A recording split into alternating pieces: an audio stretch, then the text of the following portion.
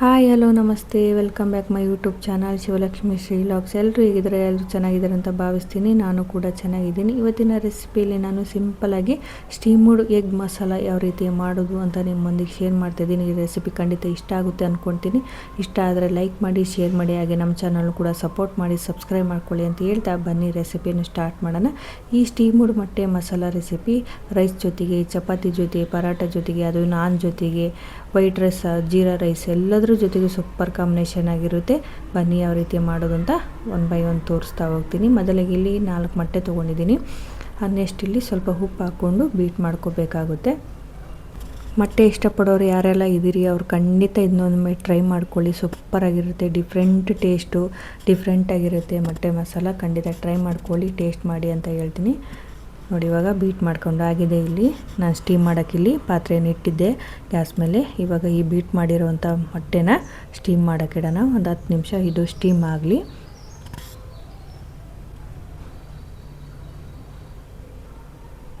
ನೋಡಿ, ಇವಾಗ ಒಂದು 10 ನಿಮಿಷ ಆಗಿದೆ. ಮೊಟ್ಟೆ ಕೂಡ ಸ್ಟೀಮ್ ಆಗಿದೆ. ಇದನ್ನು ಇವಾಗ ಎತ್ತಿಟ್ಕೊಳ್ಳೋಣ.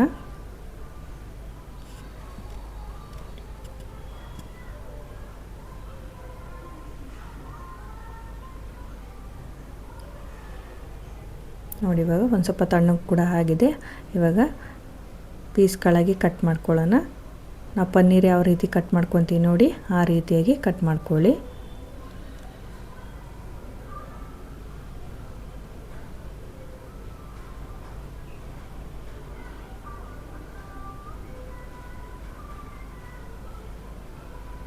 ನೋಡಿ, ಕ್ಯೂಬ್ಸ್ಗಳಾಗಿ ಕಟ್ ಮಾಡಿ ಇಟ್ಕೊಂಡಿದ್ದೀನಿ.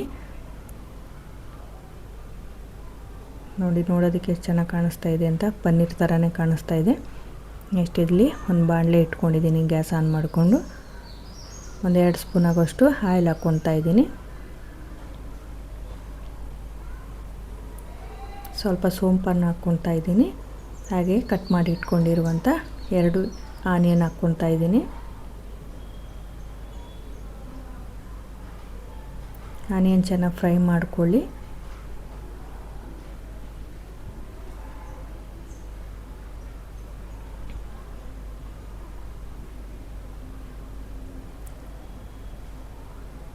ಸ್ವಲ್ಪ ಶುಂಠಿ ಬೆಳ್ಳುಳ್ಳಿ ಪೇಸ್ಟ್ ಹಾಕ್ಕೊತಾ ಇದ್ದೀನಿ. ಹಾಕ್ಕೊಂಡು ಚೆನ್ನಾಗಿ ಬಾಡಿಸ್ಕೊಳ್ಳಿ.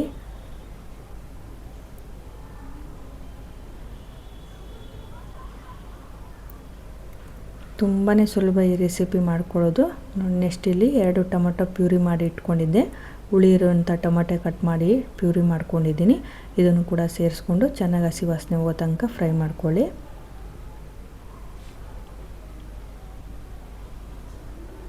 ಸ್ವಲ್ಪ ಅರಿಶಿನ ಪುಡಿ ಹಾಕ್ಕೊತಾ ಇದ್ದೀನಿ. ಹಾಗೆ 1 ಸ್ಪೂನ್ ಆಗೋಷ್ಟು ಅಚ್ಚ ಖಾರ ಪುಡಿ, ಹಾಗೆ 1 ಸ್ಪೂನ್ ಆಗೋಷ್ಟು ಗರಂ ಮಸಾಲ,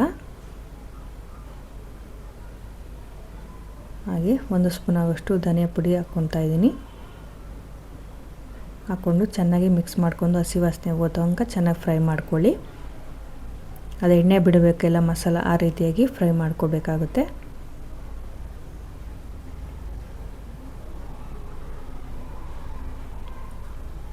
ಮೊಟ್ಟೆ ತಿನ್ನಲ್ಲ ಅನ್ನೋರಿಗೂ ಕೂಡ ತಿನ್ನೋ ಹಾಗೆ ರೆಸಿಪಿ ಟ್ರೈ ಮಾಡ್ಕೊಳ್ಳಿ.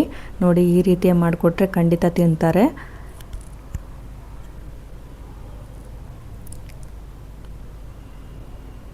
ನೋಡಿ, ಇವಾಗ ಸೈಡಿಗೆಲ್ಲ ಎಣ್ಣೆ ಬಿಟ್ಕೊಂಡಿದೆ. ಚೆನ್ನಾಗಿ ಇನ್ನೊಂದ್ಸರಿ ಮಿಕ್ಸ್ ಮಾಡಿಕೊಂಡು ನಮಗೆ ಎಷ್ಟು ಗ್ರೇವಿ ಕ್ವಾಂಟಿಟಿ ಬೇಕು ನೋಡಿ ಅಷ್ಟನ್ನು ನೀರನ್ನು ಸೇರಿಸ್ಕೊತಾ ಇದ್ದೀನಿ.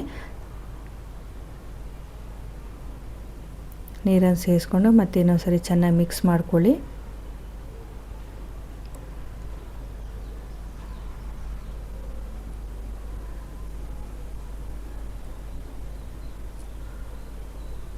ನೆಕ್ಸ್ಟ್ ಇಲ್ಲಿ 1 ಸ್ಪೂನ್ ಆಗೋಷ್ಟು ಉಪ್ಪನ್ನು ಸೇರಿಸ್ಕೊತಾ ಇದ್ದೀನಿ. ಉಪ್ಪನ್ನು ಸೇರಿಸ್ಕೊಂಡು ಕುದಿಯೋಕ್ಕೆ ಬಿಡಿ. ನೋಡಿ, ಇವಾಗ ಕುದೀತಾ ಇದೆ. ಈ ಕುದಿಯೋಂಥ ಗ್ರೇವಿಗೆ ನಾವೆಲ್ಲೇನು ಸ್ಟೀಮ್ ಮಾಡಿ ಕಟ್ ಮಾಡಿ ಇಟ್ಕೊಂಡಿದ್ವಲ್ಲ ಎಗ್ ಕ್ಯೂಬನ್ನು ಸೇರಿಸ್ಕೊಳ್ಳೋಣ.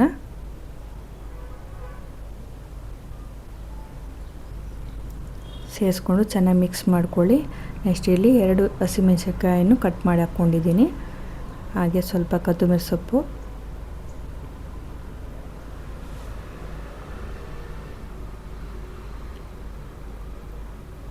ಕೊತ್ತಂಬರಿ ಸೊಪ್ಪನ್ನು ಆ್ಯಡ್ ಮಾಡಿಕೊಂಡು ಮತ್ತೆ ಇನ್ನೊಂದು ಸರಿ ಚೆನ್ನಾಗಿ ಮಿಕ್ಸ್ ಮಾಡ್ಕೊಳ್ಳಿ.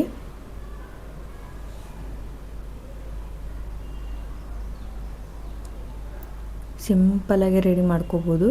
ನೋಡಿ ಇವಾಗ ರೆಡಿ ಆಗೇ ಬಿಡ್ತು. ನೆಕ್ಸ್ಟ್ ಇಲ್ಲಿ ಸ್ವಲ್ಪ ಕಸೂರಿ ಮೆಥಿನ ಆ್ಯಡ್ ಮಾಡ್ಕೊತಾ ಇದ್ದೀನಿ.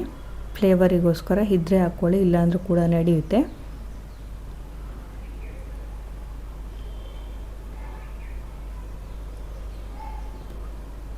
ನೆಕ್ಸ್ಟ್ ಇಲ್ಲಿ ಸ್ವಲ್ಪ ನಾನು ಫ್ರೆಶ್ ಕ್ರೀಮನ್ನು ಆ್ಯಡ್ ಮಾಡ್ಕೊತಾ ಇದ್ದೀನಿ. ಇದನ್ನು ಅಷ್ಟೇ ಮನೇಲಿ ಇತ್ತು ಅಂದರೆ ಆ್ಯಡ್ ಮಾಡ್ಕೊಳ್ಳಿ, ಇಲ್ಲಾಂದರೆ ಹಾಗೇನೂ ಸರ್ವ್ ಮಾಡ್ಕೋಬೋದು. ಇದನ್ನು ಹಾಕೋದ್ರಿಂದ ರಿಚ್ ಅನಿಸುತ್ತೆ ಟೇಸ್ಟು. ನೋಡಿ ಇವಾಗ ರೆಡಿಯಾಗಿದೆ ಸ್ಟೀಮ್ಡ್ ಮೊಟ್ಟೆ ಮಸಾಲ. ನೋಡೋದಕ್ಕೆ ಎಷ್ಟು ಚೆನ್ನಾಗಿ ಕಾಣಿಸ್ತಾ ಇದೆ. ಬನ್ನಿ ಇವಾಗ ಪ್ಲೇಟಿಗೆ ಸರ್ವ್ ಮಾಡ್ಕೊಳ್ಳೋಣ. ಬೇಗನೆ ಮಾಡ್ಕೊಳ್ಳುವಂಥ ಸ್ಟೀಮ್ಡ್ ಮೊಟ್ಟೆ ಮಸಾಲ ರೆಸಿಪಿ ರೆಡಿಯಾಗಿದೆ. ಪ್ಲೇಟಿಗೆ ಸರ್ವ್ ಮಾಡ್ಕೊಂಡಿದ್ದೀನಿ. ನಾನು ಇದರ ಜೊತೆಗೆ ಜೀರಾ ರೈಸ್ ತೊಗೊಂಡಿದ್ದೀನಿ, ಹಾಗೆ ಪರೋಟನೂ ಕೂಡ ಸರ್ವ್ ಮಾಡ್ಕೊಂಡಿದ್ದೀನಿ. ಬನ್ನಿ ಇವಾಗ ಪರೋಟ ಜೊತೆಗೆ ತಿಂದು ಟೇಸ್ಟ್ ಯಾವ ರೀತಿ ಬಂದಿದೆ ಅಂತ ಹೇಳ್ತೀನಿ. ನೋಡೋದಕ್ಕೆ ಪನ್ನೀರ್ ಥರನೇ ಕಾಣಿಸ್ತಾ ಇದೆ, ಬಟ್ ಪನ್ನೀರ್ ಅಲ್ಲ ಇದು.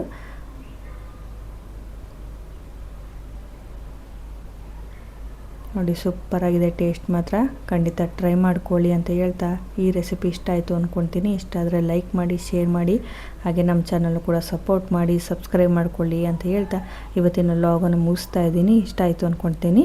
ವಿಡಿಯೋ ನೋಡಿದ ನಿಮ್ಮೆಲ್ಲರಿಗೂ ಧನ್ಯವಾದಗಳು ತಿಳಿಸ್ತಾ ಇದ್ದೀನಿ. Thank you so much.